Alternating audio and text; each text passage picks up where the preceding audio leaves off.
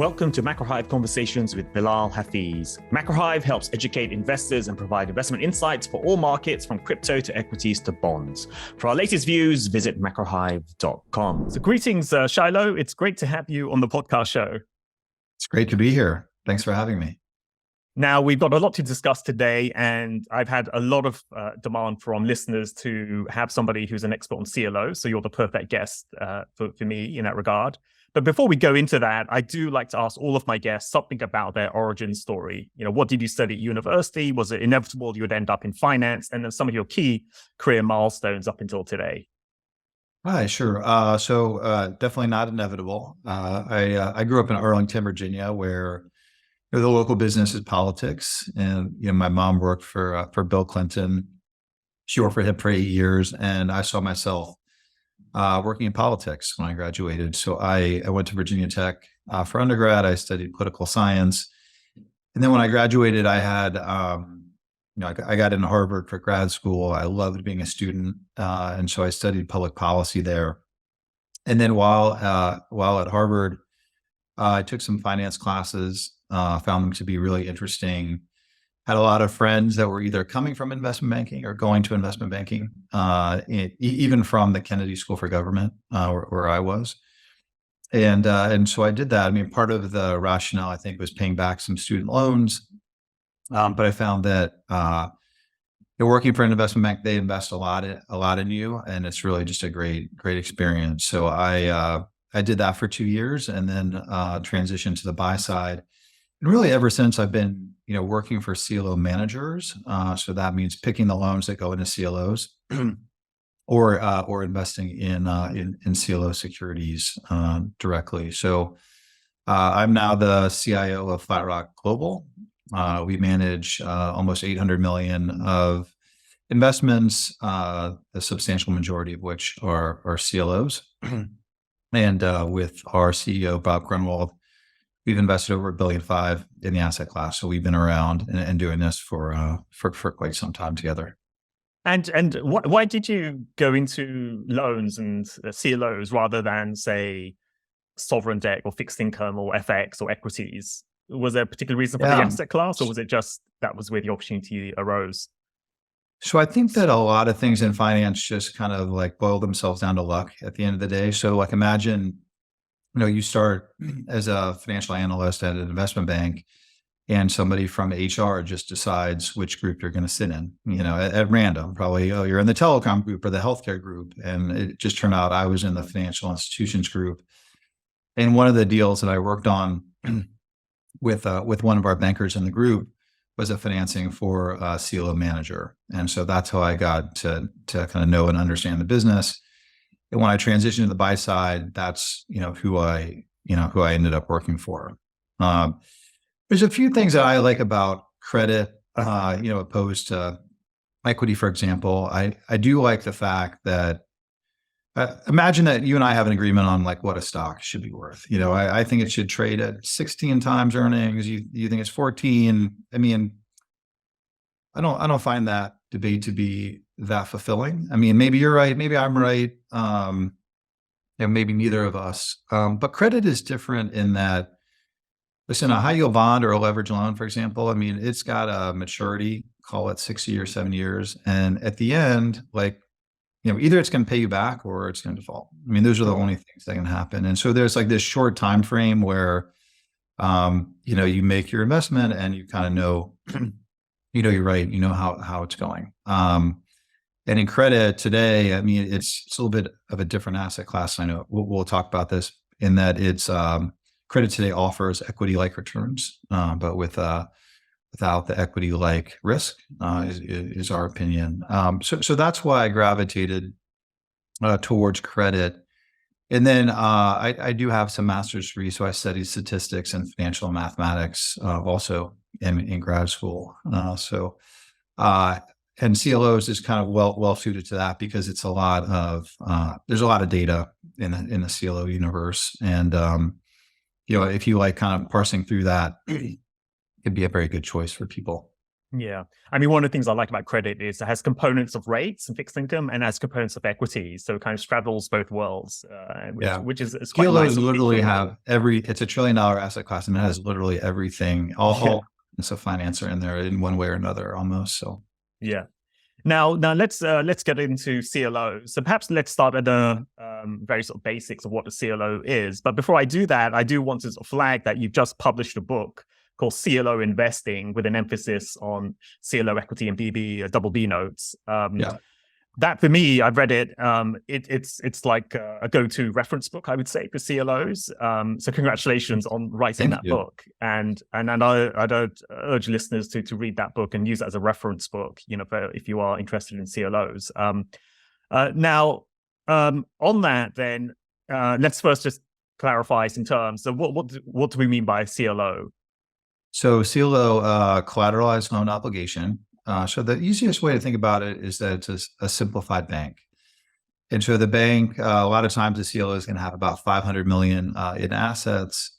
The assets are first lien senior secured loans to U.S. businesses. And the loans they're floating rate.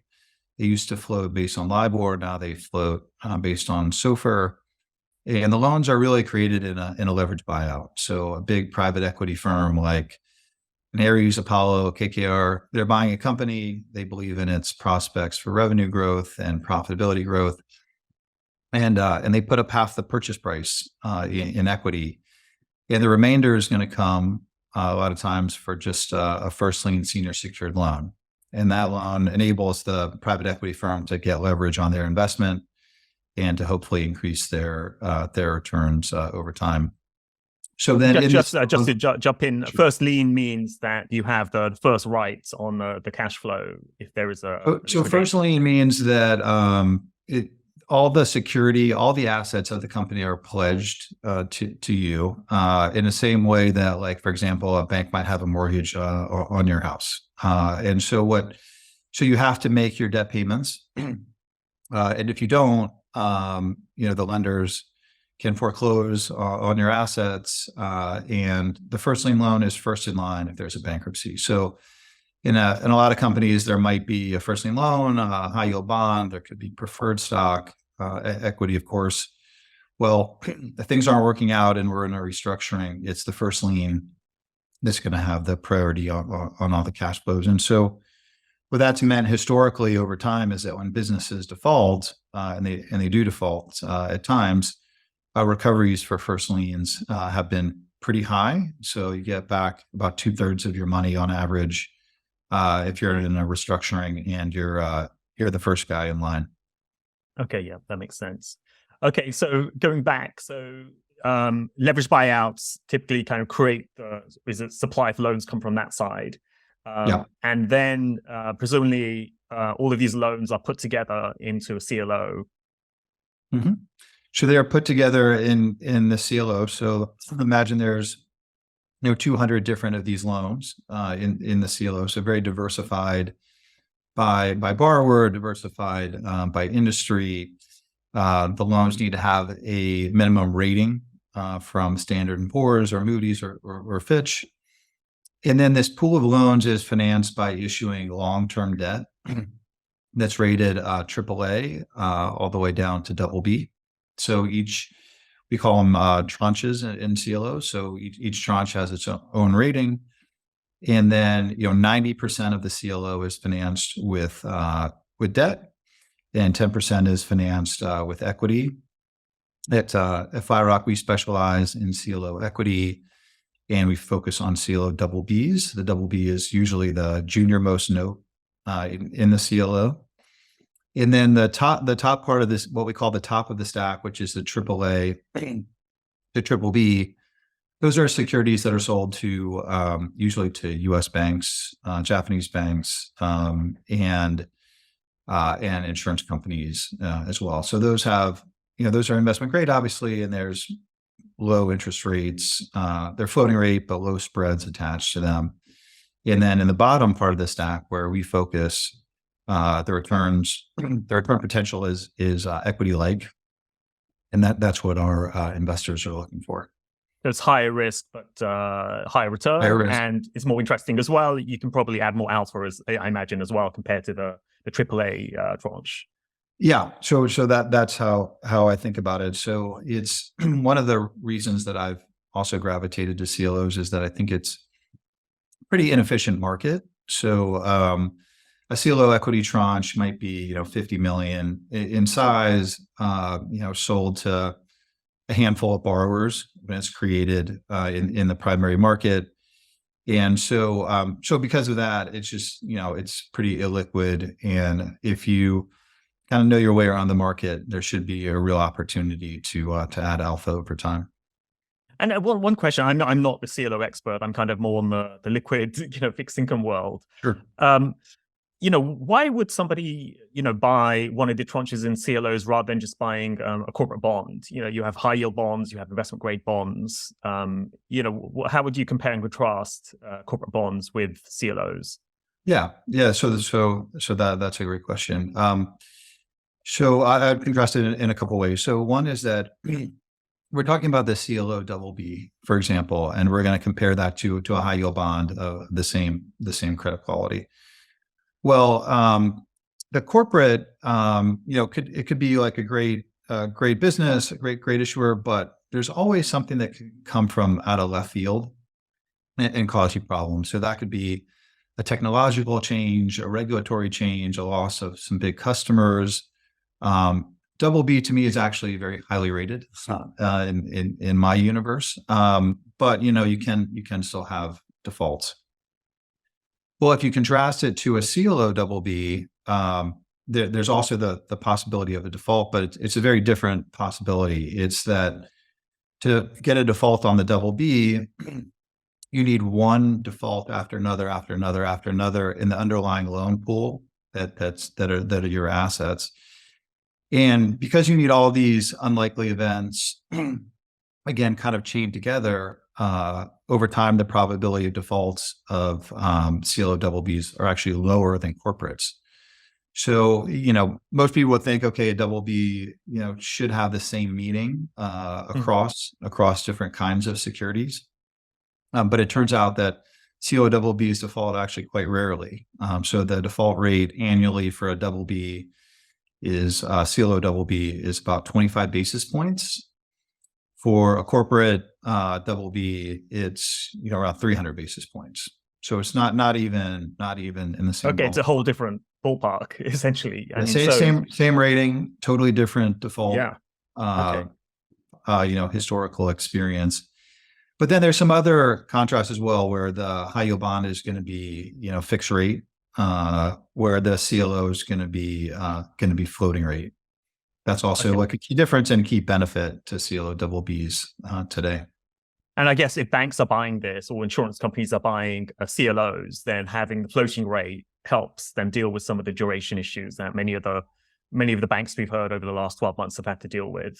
Yeah, so that's exactly right. So if people like Silicon Valley Bank would have focused on CLO AAAs instead of the long dated fixed income securities that they owned. I mean, CLO AAAs have been around 98 cents on the dollar or higher over the last 2 years. So as rates have gone up, so has the income, and investors have benefited, and you wouldn't have had this kind of dramatic drawdown that you saw in everything that was fixed rate.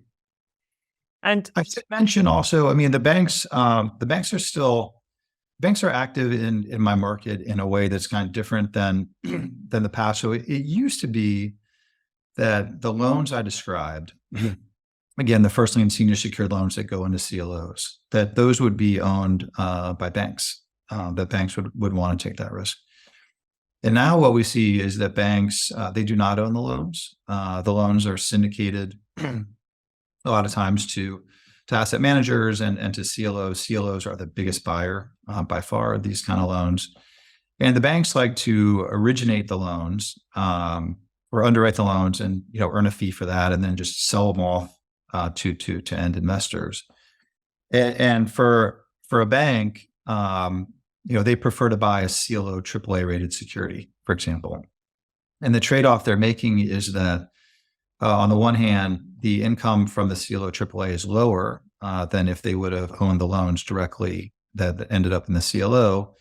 But because it's rated AAA, they're going to set aside very little capital for that investment. And so if you're a big bank, you're trying to maximize your return on equity. And so again, so it's less income from the AAA, but less equity set aside for it. And that ratio ends up being favorable for the bank and for their shareholders. So they're very active in the space, but in the AAA and maybe AA part of the CLO financing. And in terms of monitoring, again, you have to pardon my ignorance here, but if a bank issues a loan to a corporate entity, the bank has a certain relationship with a corporate entity. They can monitor the business and understand how the business is doing. When you have a securitized loan, I mean, how does the monitoring occur of the issuer of the loan? How do you make sure that the metrics are being maintained? There's no kind of big surprises versus when it's on a bank issuing a loan, say. Or even a corporate bond, where there's a million analysts covering it. Sure. So at FlatRock, we're not a CLO manager. So we're not picking the loans that go into CLOs, or we're not doing any trading of the loans.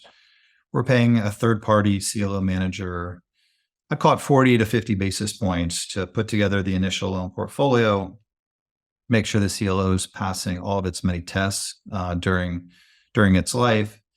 And then part of that is going to be to do all the just credit analysis on the underlying loan. So it turns out that a lot of the big private equity firms that I mentioned, they also have groups that do CLO management. So they're, again, Ares, Apollo, KKR, they have big loan teams. And in those teams, you're going to have people who, their role is to decide which loans in the market are the best in terms of, favorable return and minimum kind of downside risk. And so these corporate borrowers are presenting themselves, to the market through a syndication process, where they talk about the kind of the pros, usually not the cons, just the pros of their business. And then, the credit analyst teams kind of figure out which loans are the best in the market. So it's kind of an interesting selection process because, you're just lending at a 50% loan to value for these companies. And so there's a lot of equity, there's a lot of junior capital in the business. And the game for them is to just find businesses where they think something, again, won't come out of left field. They want to lend to the most stable business possible. So when I started in this business as a credit analyst, one of the industries I followed was just the waste business. So trash. And trash is the best business you could lend to because, there's always going to be trash. It's a monopoly in kind of how it works. There's huge barriers to entry. You need to have a landfill. I mean, this is the kind of business that a credit analyst would get excited about. And something that, has a lot of upside, like a startup with, no revenue or minimal revenue or something like that. These are not businesses that end up in CLOs. They're going to be financed with equity from, growth equity or from venture capital or something like that. Okay. Yeah. And then all the CLO managers, they're competing to have the best returns. So they want to attract investors like me to invest in their CLOs. Each CLO for them represents, 500 million of AUM. They want to grow the business. They want to have more management fees over time. So they're competing to have the loans and the CLOs with the best performance. Okay. Yeah. So in some ways, what a bank would have done with a loan directly on their balance sheet, that's being pushed out into the asset management sector, private equities, the CLO managers, and CLOs. That whole ecosystem is sort of built up outside of conventional banks. Now, in terms of the structure of the industry, I mean, you said that the private equity firms are quite integral in terms of creating the loans. Can you sort of talk a bit more about the buy side and the supply and the demand side of the sector? Sure. So again, the loans are created in leverage buyouts, and kind of a trend to mention, over the last 2 years is that LBO activity really has been down. substantially, and the reason is it's a few things, but primarily, like any business owner, maybe was interested in selling in 2021 at, a price that would probably be very elevated versus where it would be today. And so that potential seller is still anchored to what his business might have been worth, 2 years ago. And any private equity firm, buying a company today, is sophisticated, knows the market. I mean, they're not interested in paying the 2021 price. They're interested in paying a lower price. And so there's this kind of bid ask in the market where a lot of buyers and sellers just are not connecting. But still there's there's always going to be like loan issuance, regardless of kind of the economic. But it's really the private equities and LBOs is the main creator of these loans. That's the creator of the loan. So they're buying a company for, call it $1 billion enterprise value, putting up half the equity from themselves, from their funds, and then that'll create a $500 million term loan. And again, that will be syndicated and put into a number of different CLOs managed by different folks. And why? I mean, couldn't a commercial bank securitize a loan on its book and push it out into the CLO market? Is that not possible? So what the investment banks do is they're just coordinating with, for example, like a CLO manager, like a BlackRock, and then they might get an order from BlackRock, say it's $50 million. The BlackRock wants to own the term loan, and then that I think BlackRock would have some like allocation policy where then that would get sprinkled around the different funds that BlackRock manages based on like what it's okay. So the banks play really the most appropriate and where there's cash. But the banks are not like doing the securitizing. Banks all have groups where they will, work with a CLO manager, work with investors like us, and bring a CLO to life. And so that entails arranging an indenture that describes all the rules of the CLOs, and then like organizing all the investors in the CLO from the AAA down to the equity. Lots of banks have different groups that are doing this as well. Okay, understood. Yes, it's very much this intermediate role the banks play just to facilitate things and make things happen. Now, on the buying side, like you mentioned earlier, some of the buyers, banks, insurance, they like the highly rated AAAs. I mean, who are the buyers in the sector, and the ones that go for, say, the BB or the equity tranches? Sure. So in BB, you're gonna and in BBB, you're gonna find a whole different group of asset managers, like high yield funds, for example, are gonna buy BBB and BB. There's loan funds that are out there. All kinds of alternative asset managers may find these securities interesting. In equity, basically, there's probably around 15 people who focus on the space, at least that I know. I mean, whenever I go to CLO conferences, I generally see, some of the same people each time. We all kind of know each other pretty well. And, for us, the interesting thing about CLO equity is that we're offering, or we're targeting double-digit returns, but without the same volatility as the S&P 500. For example, and with low correlation to other asset classes. So that's kind of the short pitch for CLO equity. And it takes a little bit of education, for people to understand the asset class. That's part of why I wrote the book. But it's that the equity is dominated by a handful of guys, and it's a lot of kind of like hedge funds, alternative asset managers that dominate the space. And from a geographical perspective, is it skewed towards the US, or is there a European market? Is there an Asian market? Yeah, so there is. I don't think there's an Asian market, but there is a European market. We're not active there. All of our investors are, US dollar investors who don't want the currency risk, and US CLOs tend to be a little bit more diversified than the European peers, because there's just more loan issuance and LBO activity in the US. So we're just The U.S. is, if you look at the whole market, I think the U.S. is like 90% of it or something like that. Okay, so by far the dominant player. Now, in terms of asset class performance, you mentioned earlier that the equity component of CLOs has a similar return to the S&P 500, say, but with lower volatility.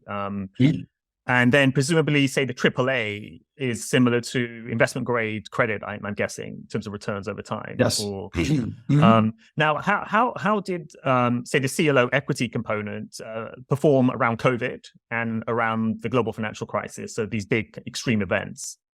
Sure. Yeah, great question. So one of the things that I think CLOs has kind of suffered from as an asset class is because it's a 3-letter acronym. You know, we were painted with the same brush as the CDOs, you know, from the GFC. You know, everybody loved the book, you know, The Big Short and the movie as well. What we're doing in CLOs is totally, it's similar in that, you know, we're using securitization. So securitization basically takes a portfolio of assets and carves up the cash flow to different people who get, you know, different seniority. And from in a securitization, people can take, you know, describe or make the find the investment that they're looking for in terms of risk and return. That's like how securitization works. Well, in the GFC, you know, people were securitizing, you know, subprime mortgages of, you know, dubious credit quality. They were taking those securitizations and securitizing them again into new securities. And, you know, securitization is a very strong tool, but if the underlying assets aren't high quality assets, you're just not going to have a favorable outcome at the end of the day. So if we're talking about comparing performance, you know, for example, if you invested in the AAA of a CDO backed by subprime mortgages during the GFC, there were lots of defaults all the way at AAA. So the most conservative, the safest parts of those CDOs blew up. Even CLOs, there's roughly 30 years of track record on this, but there's never been a AAA that's defaulted. If you bought a CLO equity tranche in 2007, right before the GFC, and this really surprised a lot of people, but the returns would have been high 20s, high 20 IRRs. And the reason for that is that CLOs have what we refer to as a self-healing mechanism. And how it works is that the CLO begins its life with a what today is a 4 to 5 year reinvestment period.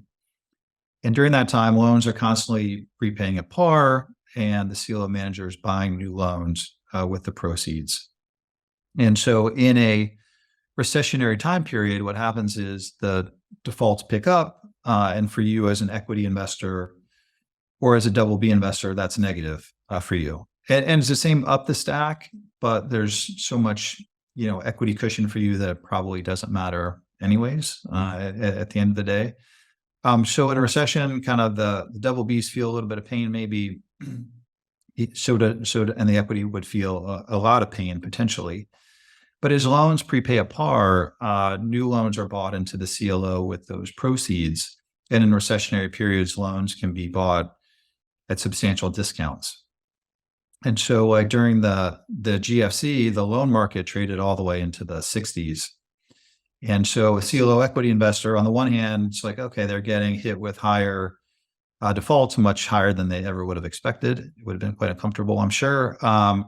But then at the same time, the CLO is slowly buying new loans at discounts to par.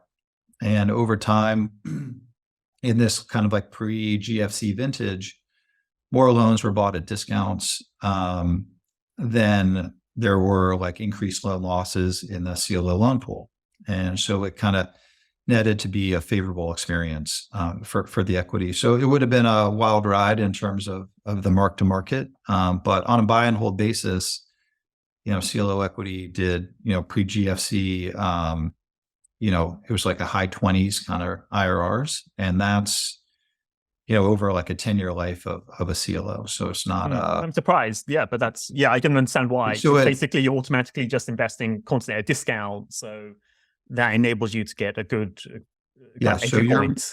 you were buying new loans at a discount, and Yeah, fortunately, a lot more loans prepay at par yeah, yeah. or default. And so that's kind of that tipped the scale in the favor of the equity investor.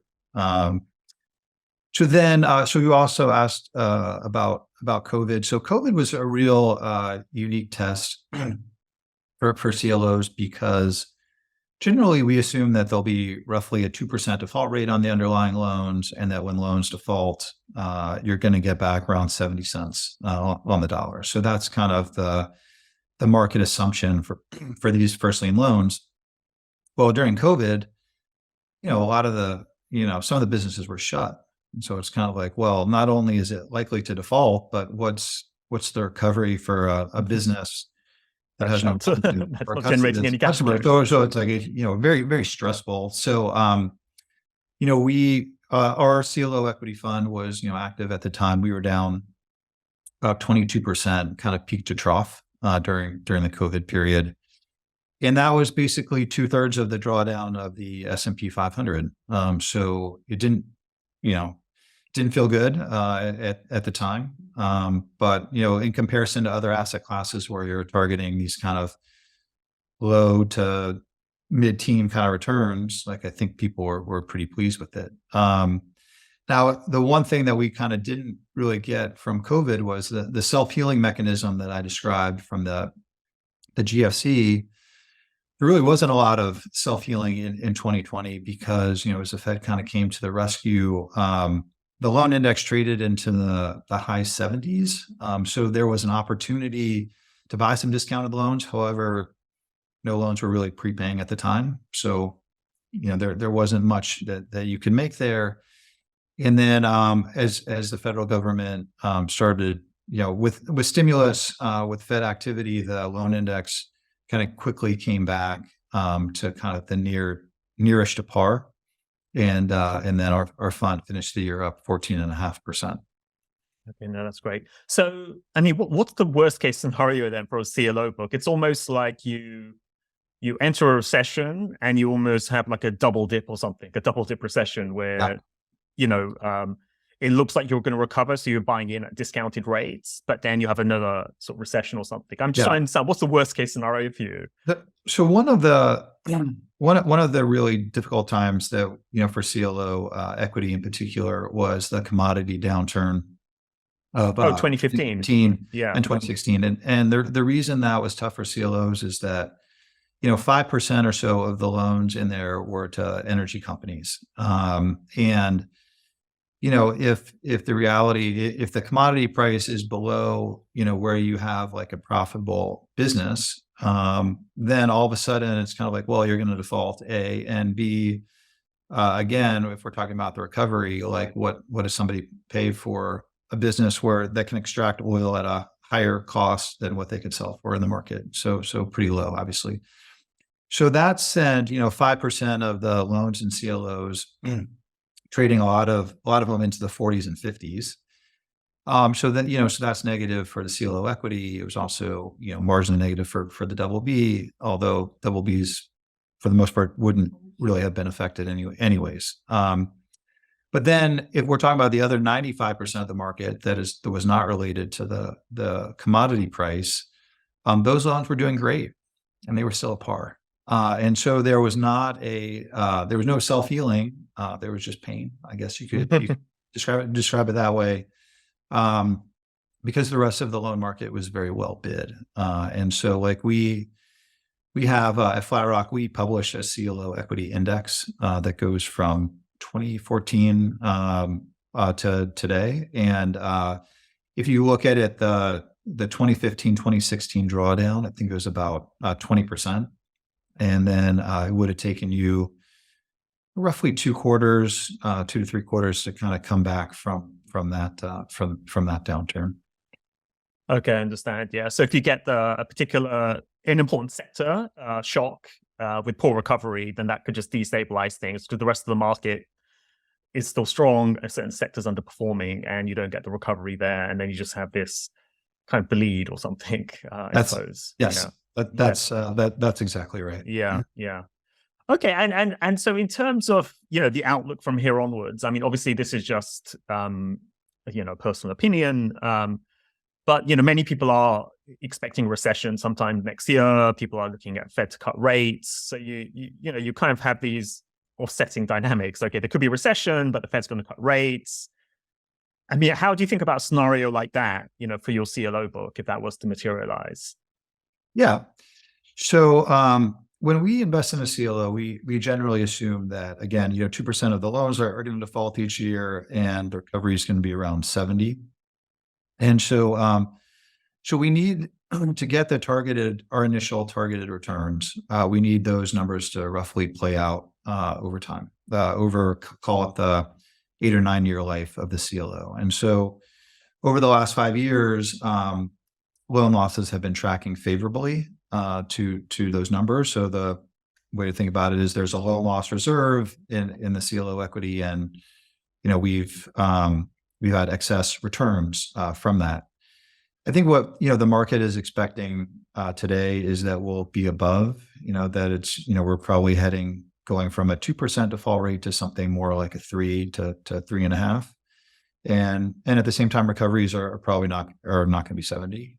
So I think we'll see some more losses, but at the same time, other variables are working very favorably for the CLO equity. So one is the interest rate. So as the Fed has hiked, 3-month apologies. So 3-month SOFR, which is kind of the market rate, is now up at 4.5% roughly, and so that's been beneficial to CLO equity as its floating rate. And then also in CLO equity, there's some embedded upside in that once a CLO begins its life and gets through a 2-year, what we call a non-call period, there's ability to refinance the CLO's debt at lower rates or to extend the life of the CLO. Both are very accretive for CLO equity returns. And we expect, that business, hasn't been something that was, making sense for the last 2 years, but as we go into next year and beyond, we think that it will. And, over time, we would expect that. My expectation is, again, so we're favorable to the 2% default rate for a long time. Now we'll be above it. Hopefully it won't stay above for too long. But there's some other upside in our deals where I think we still kind of hit the same targeted returns. And then all the while, as we've been talking about, if you take higher losses on loans, it's negative for your CLO equity. That's just the one side of the coin, right? The other side of the coin is the ability to buy the discounted loans as well. And so like the loan index has spent the last 2 years roughly at 95 cents on the dollar. So it's not a huge discount to par value, but there are some opportunities to buy some discounted loans in the market. And so, the default rate and the recovery rate are kind of like probably going to work negative, for us in the next year or so, but there's lots of other kind of favorable factors in there to consider too. And I just wanted to come back to the book that you've written, CLO Investing. It's a great book, and I wonder how could you do your day job and also write a book like that, because it's quite an in-depth book, and I imagine it's not something you could just sort of wing it. It's a proper book. It was quite a bit of work. Basically, I've spent my whole career in the CLO business, and one thing you can do as an asset manager is you can go out and just ask people for money, but a better way to do it is to educate, to offer resources to them, and instead of just you're out there asking them for something. And so, at Flat Rock, for example, like we're constantly educating people on CLOs. We have a CLO deck that we walk investors through. And so when I decided to write the book, it's not like you're starting from scratch, it's like, and you're just typing, your first word into the application. It's kind of like, well, I've been explaining CLOs for years and years. Here's the diagrams I use. Here's questions I get from investors. Here's how I usually answer them. And so basically, the book's 220 pages, and, you start with, call it 70 or 80 pages kind of done just from that. It's like, this is, what we're constantly, this is how we're constantly educating people, like that goes into the book. And then, if I go back a little bit in time, in 2020, I wrote an ebook that was just, an intro to CLO equity, and we put it on our website. And I was just really surprised at how many people read it. And I think one of the reasons was just that it's written from the perspective of an investor in the space. So there's other kind of like guides out there, but it's written, like one of them is like written by lawyers, and it's like a really good resource, but it's not from the perspective that most people, where most people would kind of approach the market from. And so, because I got, some favorable feedback on the ebook, that kind of gave me the idea of really just turning it into a real book. And, but you're right, it was a lot of work, and, but, that's, we take on big projects, and, well, it's great. It's great for the rest of us that somebody has gone and done this. And as you say, it's great to read a book from a practitioner, someone in the market who's trades and invests in these asset classes. It gives a much more nuanced and realistic perspective rather than some of the more theoretical books that are out there. Now, I did want to ask a few more personal questions. One was, what's the best investment advice you've ever received from somebody else? So I think the best investment advice would be would probably just be like diversification, right? So I mean, I have kind of like through my career, I have in all the investment bloopers that I made, at one point, those were kind of like a best idea that I had. And so like you just don't, you can be very, very confident in your views, but I think it's, the financial markets are very humbling. And so like sometimes we take outsized positions at FlyRock, but usually like it's just, the value of diversity is really important. So I think it would be that. And then, kind of maybe married with that as a theme would just be, just the amount of kind of like due diligence that you do on an investment. So, I mean, we really make sure that there's no rock unturned, for example. And that's, again, it's kind of like a lot of work to do that, but it's worth it at the end of the day. And another question, some of our listeners are younger. And so what advice would you give to the younger listener who's leaving university or soon to leave university and entering the real world?